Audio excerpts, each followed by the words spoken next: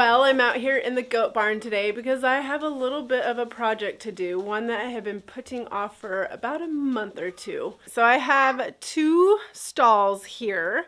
This one you can see I have some of the straw sitting in here. It's just kind of out of the way and safe and in here where it's dry.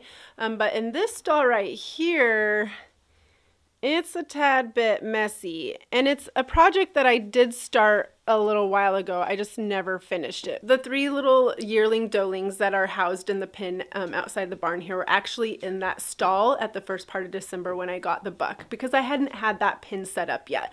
So they were in there, and unfortunately they ended up having some waste hay that they peed and pooped on, and then it got cold and froze. I did come out here at one point to kind of start getting it cleaned up, but the system that I have put in place right now is that I am putting waste hay and the straw out of the barn in our garbage cans so that the garbage trucks can come and take those away. A couple of years ago, I ended up putting a bunch of waste hay that had been peed and pooped on, starting to compost, and I put that out in our burn pit out in the field where my cows are at. And unfortunately, when my cows got into that and they ate some of that waste hay, it made my cow end up miscarrying her calf.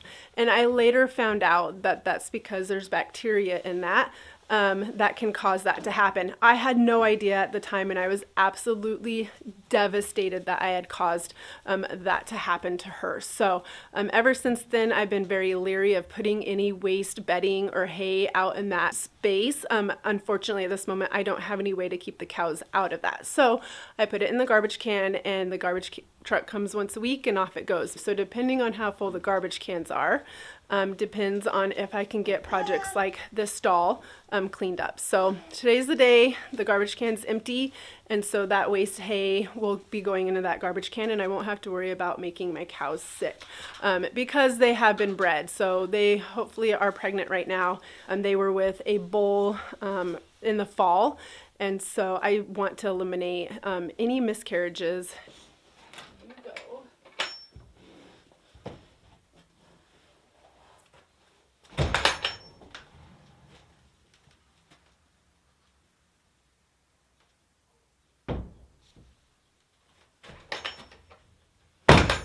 Yeah, you can see this doesn't shut quite all the way. That's about as far as I can get it. I had Adam build me the double door like this last summer. It's been really, really handy. I typically leave the top part closed and the bottom part open during the summer. That helps kind of keep it shaded and cooler in here. And then during the winter, it helps keep some of the cold wind out of here, so it kind of helps block that a little bit more. But what I've been finding is during this colder winter months that the bottom door has swelled a little bit, so I actually can't get it fully closed. But it latches just enough, or it sticks just enough that it won't pop open. You want in? You want in? Yep, we'll get this stall. We'll get this stall open. There you go. Yep, get to work. Get to work in there. Yeah, gross. It's gross. You can see that this is a mess, but I did start already getting some of this raked up a while ago.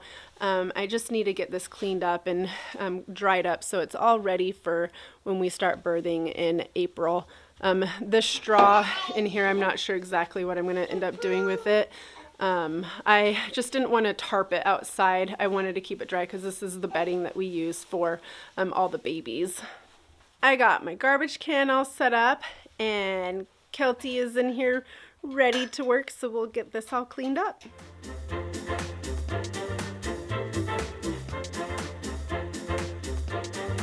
Look at all that mold down there. Yucky. Glad to get this finally cleaned up and this project completed.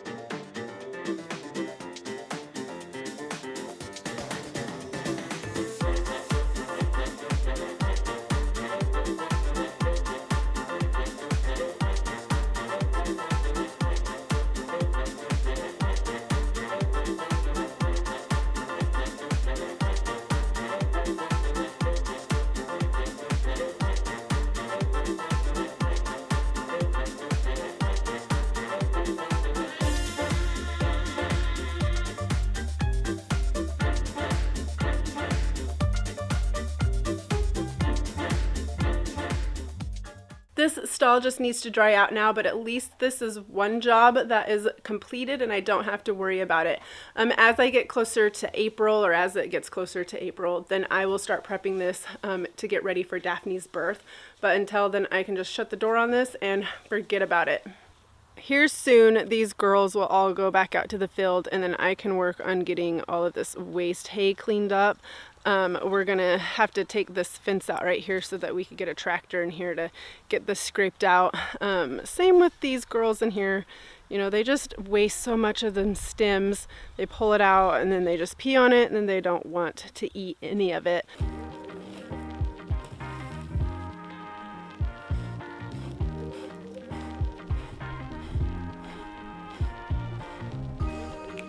Do you like that, Missy? You like that?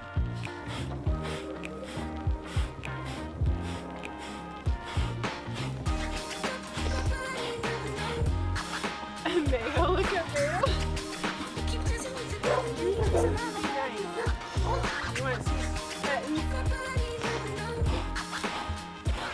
Gosh, she just loves a petting.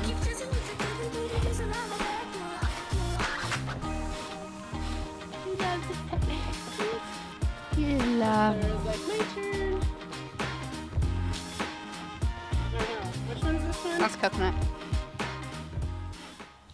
Since we are already out here with the goats, I figured that I would just pop out here into the garden and show you guys a little bit of what's been going on since I haven't posted a video in half a year. Last fall, I ended up planting a bunch of cover crop in a few of my boxes, and it did really, really well. But here in the next week or so, I'm going to be starting to fork that under to give it some time to decompose before planting season starts in May. We have been kind of chomping at the bit, wanting to get ready to start planting, but I haven't got the greenhouse up and running yet. So in the meantime, I actually tasked Aaliyah, my oldest, with doing some seed germination tests because she's been doing a botany class at our homeschool co-op. She's been chomping at the bit as well to get some seeds in the ground. And since we're not quite ready for that, I tasked her to see what she can find out as a science project. Our planting season out here usually starts around Mother's Day weekend in May. We can count on that as being a safe time to start getting seeds in the ground. But of course we'll want to have some started in the greenhouse. Now, I haven't shown you guys that actually in the fall, the greenhouse took a little bit of a hit during a hailstorm, and I ended up having a bunch of the panels. I would say all of the panels on the roof got some sort of damage.